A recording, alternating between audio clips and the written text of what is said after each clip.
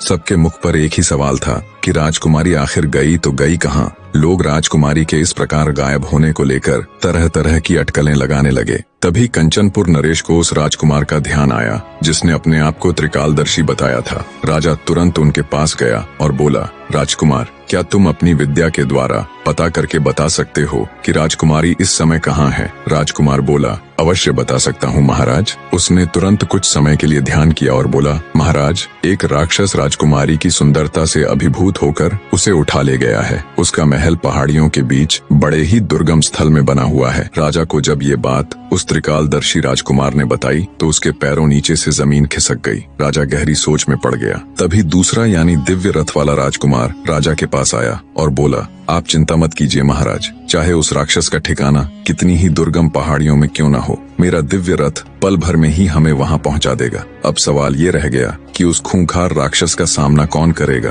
तब तीसरा राजकुमार, जिसे अपने भाले पर पूर्ण विश्वास था, सामने आया और बोला, महाराज, आप चिंता मत कीजिए, उस राक्षस से मैं निपट लूंगा। राजा से आज्ञा ले तुरंत तीनों राजकुमार दिव्य रथ में बैठकर राक्षस के ठिकाने पर जा पहुंचे। भाले वाले महारथी राजकुमार ने जब राक्षस को देखा तो उसने अपनी पूरी ताकत से राक्षस को भाला फेंक कर मारा। महारथी राजकुमार का प्रहार इतना तेज था कि उसके द्वारा छोड़ा गया भाला राक्षस की छाती को चीरते हुए उसके सीने के पार हो गया, जिससे तुरंत राक्षस के प्राण पखेरु उड़ गए। राजकुमारों ने राजकुमारी को अपने साथ रथ में बिठा लिया और कुछ ही पलों में वो सकुशल राजमहल पहुंच गए। राजकुमारी शशिबाला को बिल्कुल ठीक ठाक देख राजा सहित पूरी प्रजा में खुशी की लहर दौड़ गई। राजा ने तीनों राजकुमारों का हाथ जोड़कर शुक्रिया किया। फिर से सभा बैठाई गई। सभी सभासद और राजकुमार अपने अपने स्थान पर बैठ गए। इतनी कहानी कह दैत्य दंभिकासुर बोला, बताओ विक्रमादित्य, उन तीनों में से राजकुमारी किसको अपना वर चुनेगी?